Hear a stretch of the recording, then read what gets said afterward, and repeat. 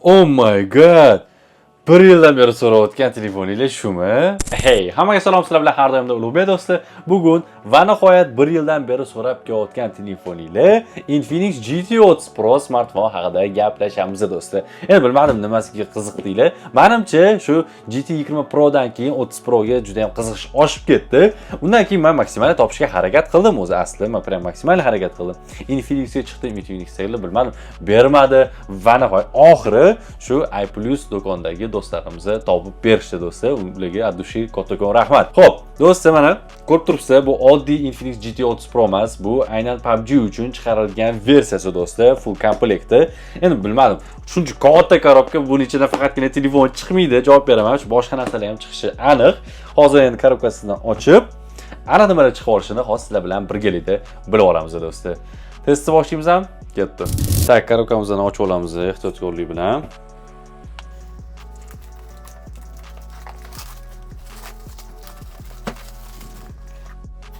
Mana do'stlar, mana. Ikkita telefon emas, do'stlar, noto'g'ri tushunmanglar. Hop, bunisi sal ingichkaroq ekan. Tak, bu esa qalinroq ekan. Xo'p, ko'rishinglar mumkin do'stlar. Telefonning o'zini original chexoli ham chiqar ekan. Tak, chexoli qattiq ekan, ancha qattiq ekan. Tak, chexolni o'zingizlar ko'rishinglar mumkin do'stlar. Plastikdan qilingan va dizayni ham ancha chiroyli do'stlar. Xo'p, chekka qo'yib turamiz. Yana nimalar chiqar ekan? Kabeli o'zini kulleri uchun qilingan ekan do'stlar. Kuller mana o'zingizlar ko'rishingiz mumkin. Bu magnitli kuller ekan. Da, mana do'stlar. Xo'p, endi telefonni o'ziga keladigan bo'lsak, korobka chiqar ekan. O'zi nima chiqar ekan? O'zi chexol bu korobkada chiqqan bo'lsa, bu yoqdan bu yoqda ikkinchi chexolimiz chiqar ekan do'stlar. Prozrachniy chexol ekan bu.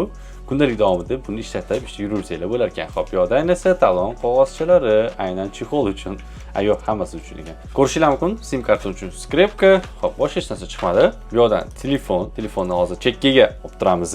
Uni tagidan esa, tak, ko'rishinglar mumkin, 45 vatli Infinix o'zini original blok pitaniyasi chiqar ekan. Gap bo'lishi mumkin emas. Tak, bu yoqdan esa nimalar chiqar ekan? O'zini original kabeli, o'zini original quloqchinlari chiqar ekan do'stlar. Xo'p, endi telefonni o'ziga keladigan bo'lsak, mana do'stlar. Xo'p do'stlar, korobkasini o'zingizlar ko'rdinglar, juda ham ko'p narsalar chiqdi. Gap bo'lishi mumkin emas. Endi Infinix GT 30 Pro ga keladigan bo'lsa, 25-yil aynan bu telefon haqida juda ham ko'p odam maqtagan. Bu narxga o'yin uchun bundan zo'r telefon topa olmaysiz degan gaplar bo'lgan va hokazo do'stlar. Endi bu telefonimiz o'z qo'limizga tushdi.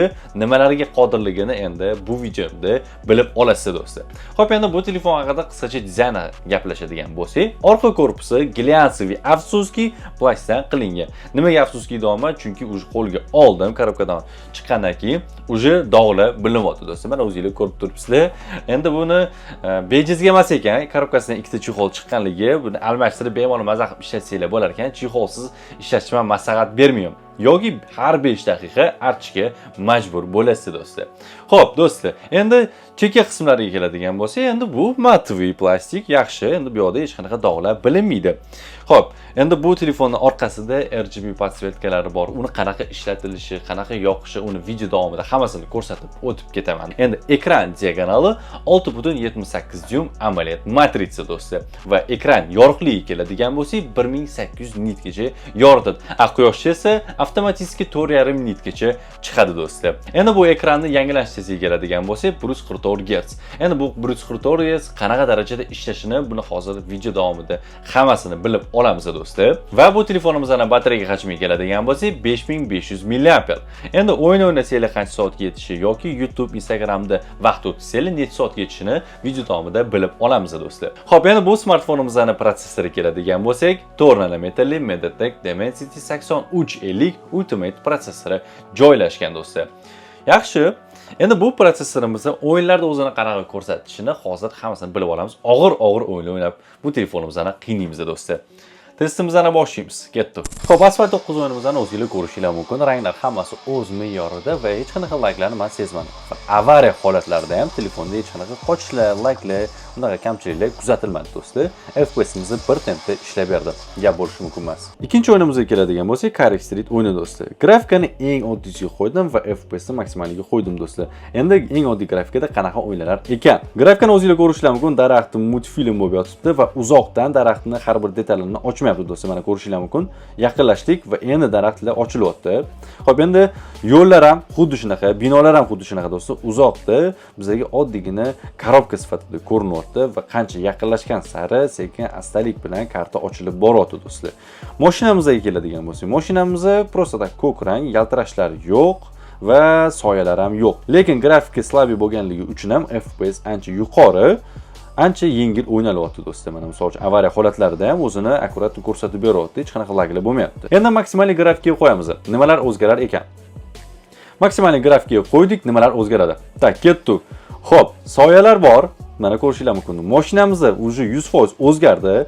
Yaltirashlar bor va har bir detalni bizga tiniq ko'rsatyapti. Detallarni ham soyalarini ko'rsatib beryapti. Yaxshi.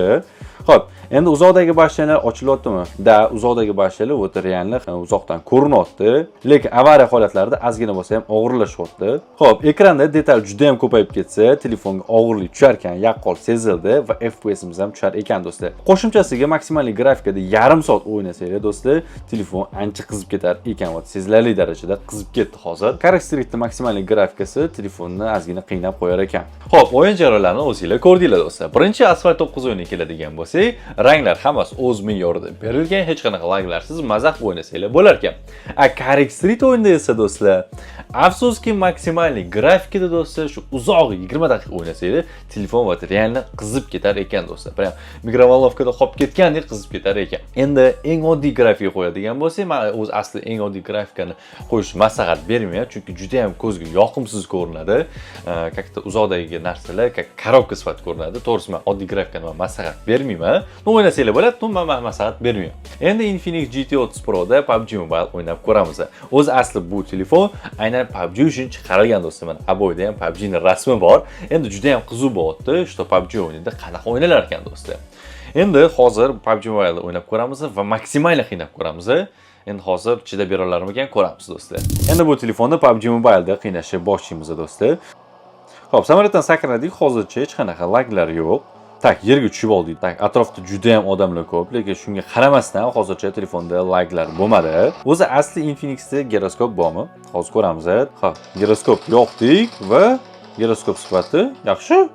Da, zadержка yo'q, hammasi zo'r. Xo'p, endi ataka qilib ko'ramiz. Crossfire jarayonlarimizda telefonda qochishlar bo'ladimi? Hozir shuni tekshirib ko'ramiz.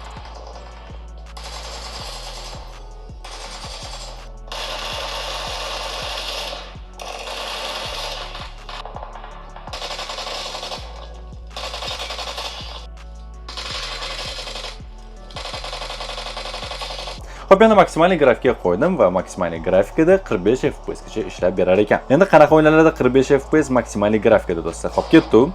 Samolyotdan sakradik, lekin barram 45 FPS ga bilinyapti. Atrofda juda ham odamlar ko'p, laglar bo'lishi mumkin. Tak, yerga tushib oldik. Telefonda ozgina laglar bo'ldi, sezgan bo'lsanglar. Tashkilotkorlik bilan hozir ataka qilamiz. Ataka jarayonlarimizda laglar bo'lishi mumkin. Ko'ramiz.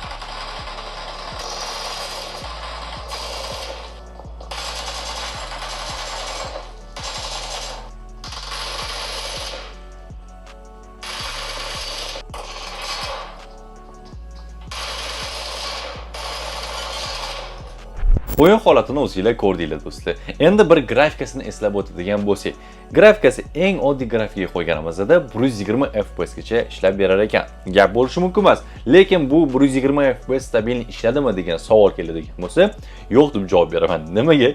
Ataka jarayonlarida ba'zi joylarda 97 FPS gacha tushib ketar ekan do'stlar. Stabil 120 FPS ishlab bermadi deb bemalol ayta olaman. Endi maksimal grafikaga qo'yganimizda, aniqrog'i Ultra HDR ga qo'yganimizda 45 FPS ishlab berar ekan do'stlar. Grafika zo'r, soyalar hammasi juda ham zo'r qilingan, ranglar hammasi o'z me'yorida, lekin telefonimizda yarim soat o'ynasanglar, maksimal grafikada уже telefon qizib ketar ekan. Xuddi Karik Street singari do'stlar. Endi aytishinglar mumkin, cooler bor-ku, cooler desanglar do'stlar, endi coolerni juda katta foydasini men sezmadim, to'g'risini aytadigan bo'lsam. Menimcha aynan chexolga taqilganligi uchun ham telefonga katta yordam bermadi. Endi nimaga telefon ushaydimi desanglar, yo'q. telefon nima o'shamaydi do'stlar. Faqatgina chexolda bor mayli. Mana o'zingizlar ko'rib chiqishingiz mumkin. Xo'p, yana Infinix GT30 Pro'ning yangi sensorli triggerlari ham bor do'stlar. U nima desanglar, triggerlar yordamida o'yinlar ham o'ynasanglar bo'ladi. Ham o'zingizlarga yordam sifatida ishlatsanglar bo'ladi. Uni hozir qanaqa yoqishi va nima sababdan kerakligini hozir sizlarga tushuntirib o'taman do'stlar. Triggerlarimizni mana o'zingizlar ko'rishingiz mumkin. Smartfonimizning yon qismida joylashgan va qo'lidan nima kelishini hozir ko'rsatib o'taman.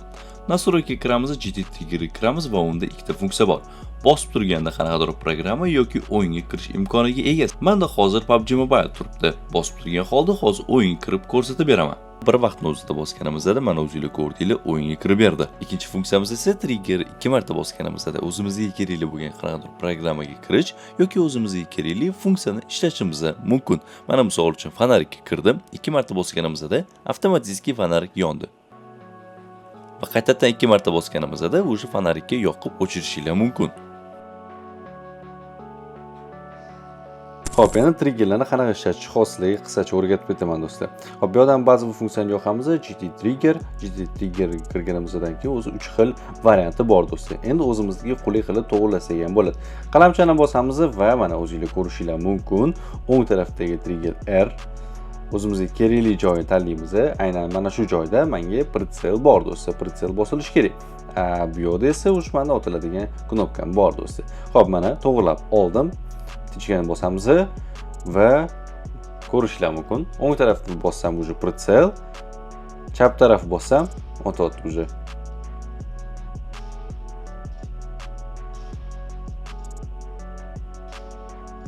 Xo'p, Infinix triggerlari bilan yangilik qilibdi, juda ham zo'r. Lekin sizlar triggerlarni yoqib qo'ygan holda o'yin o'ynamoqchi bo'lsanglar, qo'linglar xuddi shunaqa tarzda turadi. Uni turgandan keyin уже sizlar dinamikni yoqib qo'yar ekansizlar do'stlar. Teskari ushlasanglar ham afsuski chap qo'linglar bilan dinamikni yoqib qo'yar ekansizlar do'stlar. Naushnik bor-ku desanglar, o'zidan simli naushnik chiqadi.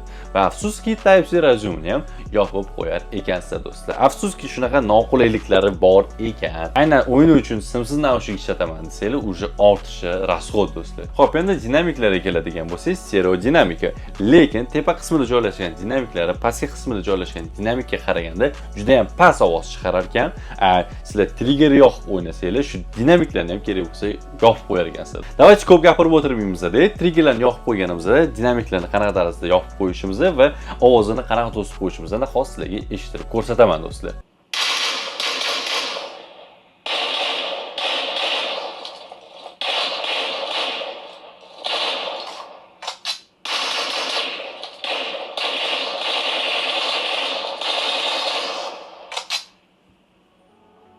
Xo'p, endi sensorli triggerlarning shunaqa sal noqulayliklari bor ekan. Xo'p, endi batareya hajmiga keladigan bo'lsak, 5500 mAh do'stlar. Endi 0 dan 100% gacha qancha daqiqada to'lishini hozir ko'ramiz do'stlar. Xo'p, Infinix GT30 Pro'ning zaryadkasi 1% qolgan do'stlar. Hozir mana bu vaqt tugasa, уже telefon o'chadi do'stlar, absolyutno o'chadi. Xo'p, original blok pitaniyasi va kabeli do'stlar. Endi 1% dan 100% gacha qancha daqiqada to'lar ekan, hozir tekshirib ko'ramiz.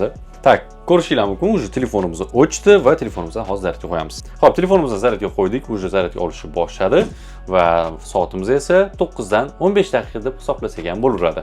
Xo'p, vaqt ketdi. Telefonimizdan zaryadga qo'yganimizdan keyin uni zaryadgan 3 xil funksiyasi bor. Mana o'zingizlar ko'rishingiz mumkin. Низкотемпературная зарядка, умная зарядка va сверхбыстрый zaryadkasi bor do'stlar. Xo'p, biz maksimal sверхбыстрыйga qo'yamiz. Ketdi do'stlar, endi telefonimizda tezlashadi zaryadga qilishi. Qancha vaqtda to'ldirar ekan, hozir endi ko'ramiz. Vaqt 9 dan 26 minut o'tdi. Zaryad qo'yganimizga уже 10 daqiqa bo'ldi, уже 20% to'ldi. Xo'p, telefonimizda zaryadda turganiga 30 daqiqa bo'ldi. Mana ishonmaganlar uchun 9 dan 45 daqiqa, уже 30 daqiqa o'tdi. 58% ga to'ldi 30 daqiqaning ichida do'stlar. Gap bo'lishi mumkin emas. Endi 100% ga qancha daqiqada to'lishini hozir ko'ramiz. Xo'p, telefonimizda zaryadda turganiga 56 daqiqa bo'ldi va ko'rishingiz mumkin 99% do'stlar. Hozir 100% kutolmay, u ham hozir 1-2 daqiqaning o'zida уже to'lsa kerak. Xo'p, kutamiz.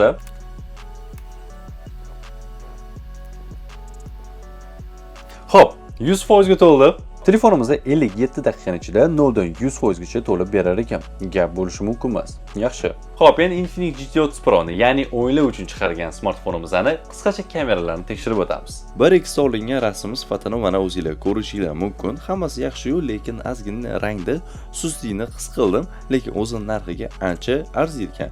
10x da harakatlanayotgan odamni ham rasmiga olib ko'rdim, atak menga yoqdi do'stlar. Kech paytda olingan rasmlarga keladigan bo'lsak, mana sifatini o'zingizlar ko'rib turibsiz, maqtaydigan darajada emas. Endi to'g'ri tushunamiz, bu o'yin uchun chiqarilgan telefon, lekin 10x olingan rasmimiz sifati ancha tushib ketar ekan. O'zingizlar ko'rib turibsizlar mana. Xo'p, endi bu telefonimizda nimalarga qodirligini ko'rdik do'stlar. Kamchiliklarni ham ko'rdik.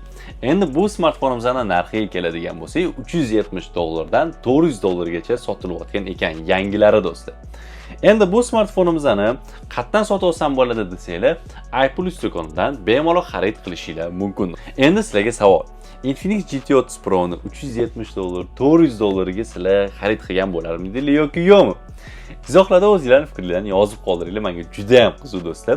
Va keyingi videomizda qaysi telefonni obzor qilib, test qilishimni xohlaysizlar, uni ham izohlarda yozib qo'yinglar. Biz maksimal harakat qilib, shu sotib olib bo'lsa ham obzor qilishga harakat qilamiz do'stlar. Qisqasi video sizlarga yoqdi degan umiddaman do'stlar. Videomizga like bosib, obuna bo'lib qo'yishni unutmanglar. Yana bir marta eslatib o'taman, 100 mingtaga chiqishimiz kerak bu yil do'stlar. O'shaning uchun obuna bo'lib qo'yishni unutmanglar. Keyingi videoda ko'rishguncha, bay bay.